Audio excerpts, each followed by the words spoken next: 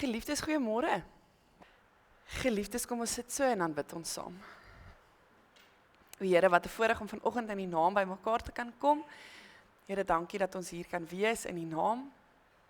Dankie dat ons as leerlinge hier by u voete kan kom sit. Here, om te kom hoor wat u vir ons wil sê. Here, wees vanoggend in ons verstand sodat ons kan verstaan. Here, wees vanoggend in ons oë en hoe ons na die wêreld kyk. Here, wees in ons monde en die woorde wat ons sê en sing. Here, wees nou in ons harte en ons verstand. Wees in ons begin en wees in ons einde. O Here, dankie dat ons weet, u is ons enigste Here, ons enkele wese en ons glo in u met ons hele hart.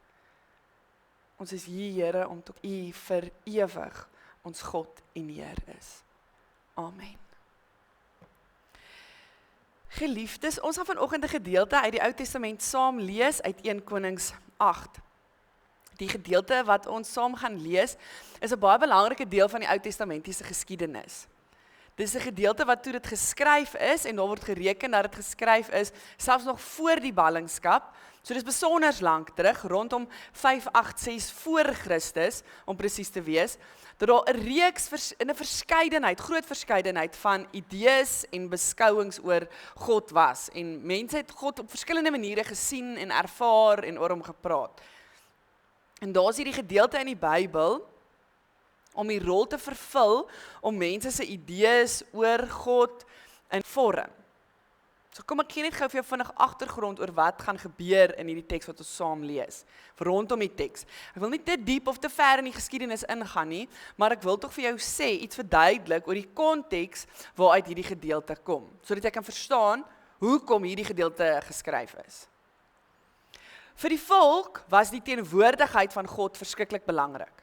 Dit was vir hulle baie belangrik om te weet, God is by hulle en saam met hulle in hulle hier en nou.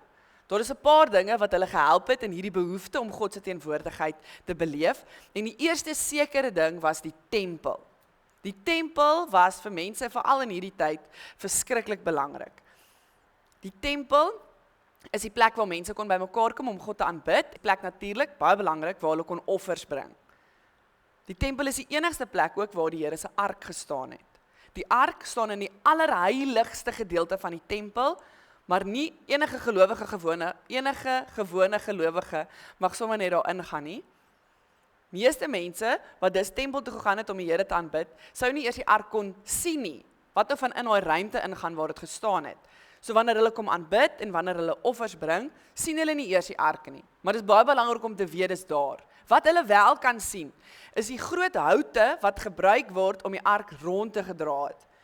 Hulle noem dit die draaghoute, en dit was so groot en so lank, dat hierdie houte uitgesteek het by die gedeelte van die allerheiligste ruimte.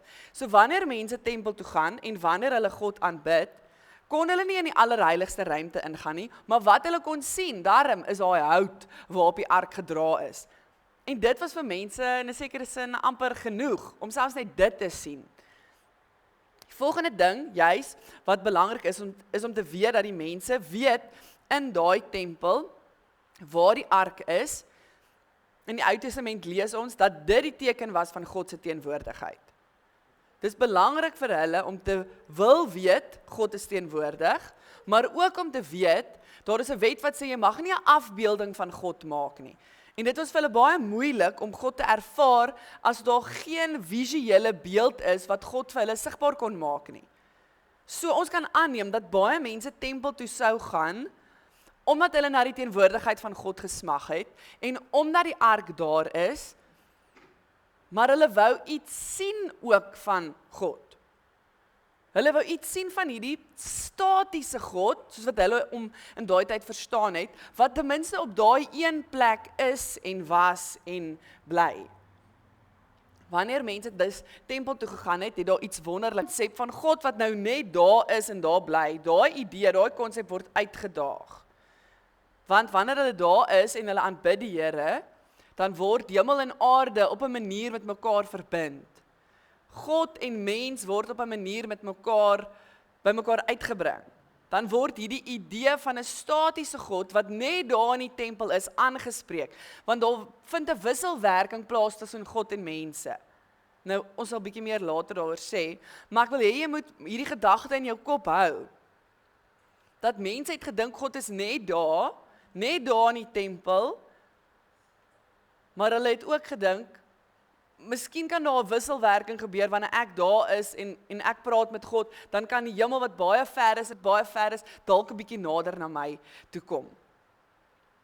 So, in 1 Konings 8 begin ons hierdie gedeelte lees en dis 'n gebed.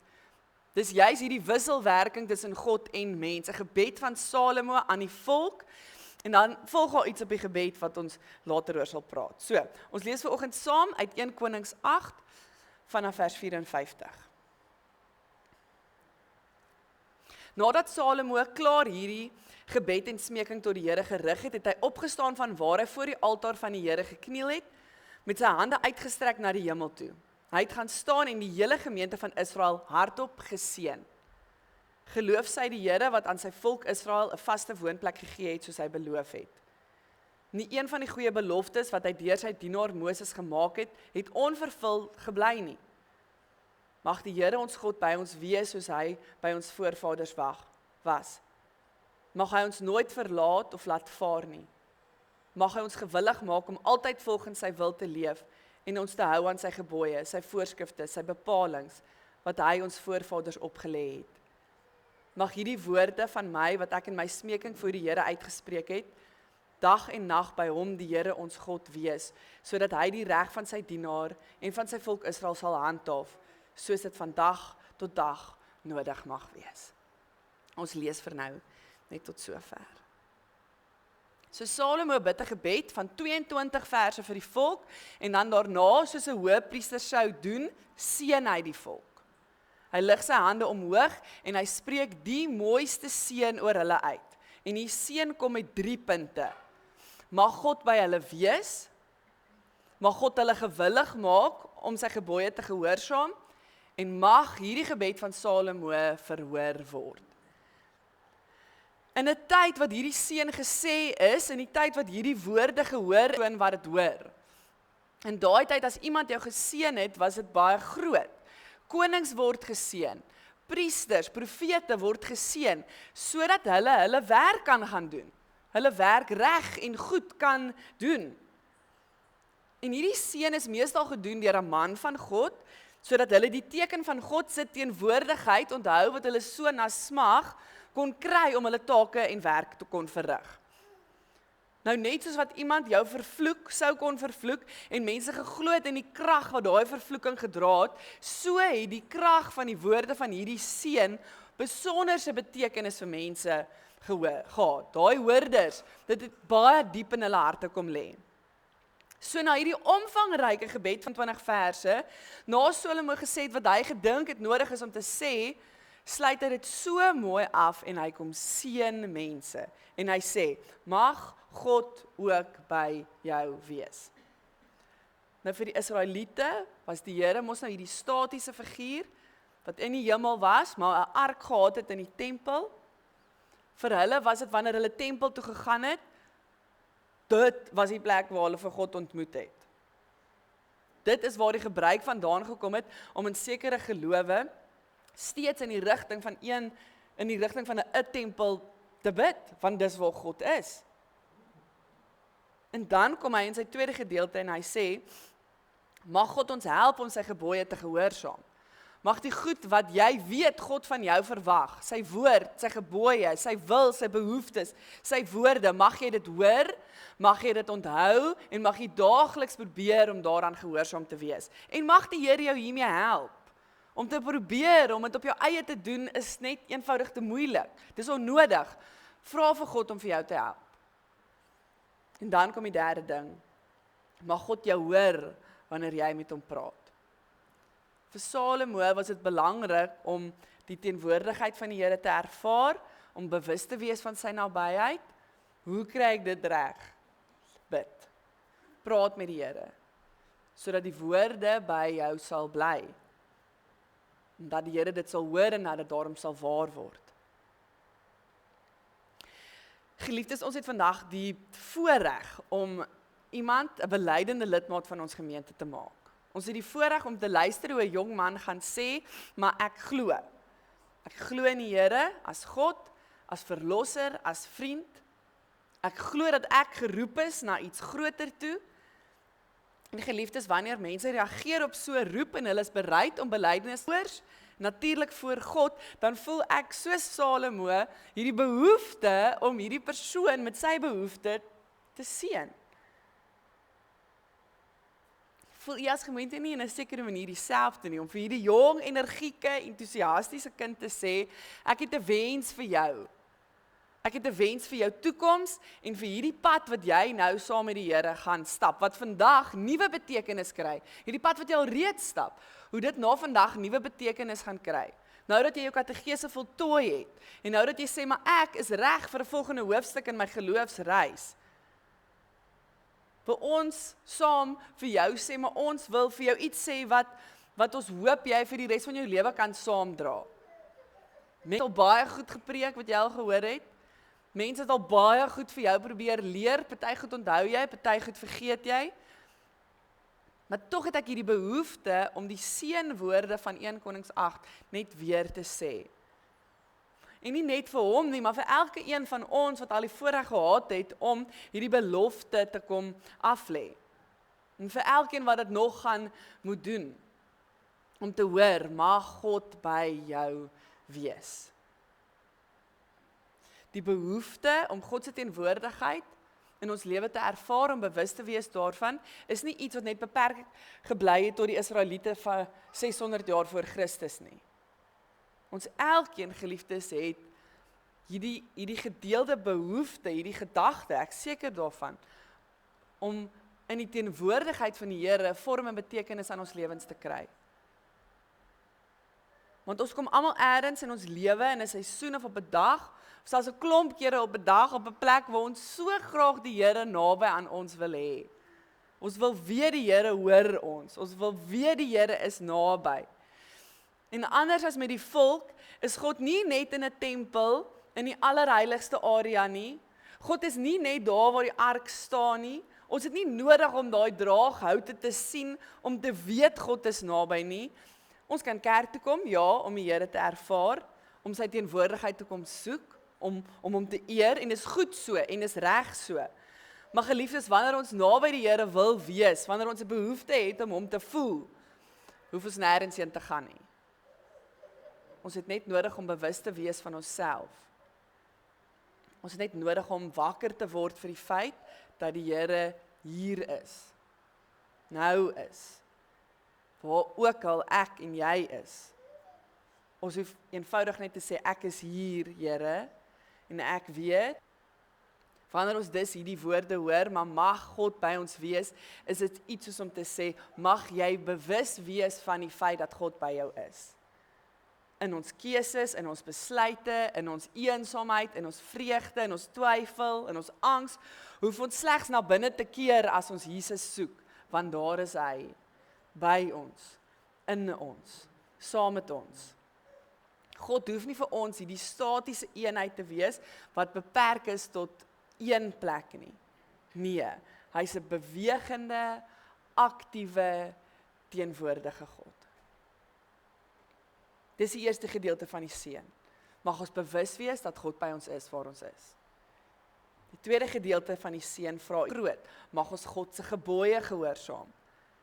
Hierdie gedeelte laat mense nogal dink aan Psalm 119 waar spesifiek jong mense aangespreek word. Hoe sal 'n jong mens sy lewenspad suiwer hou?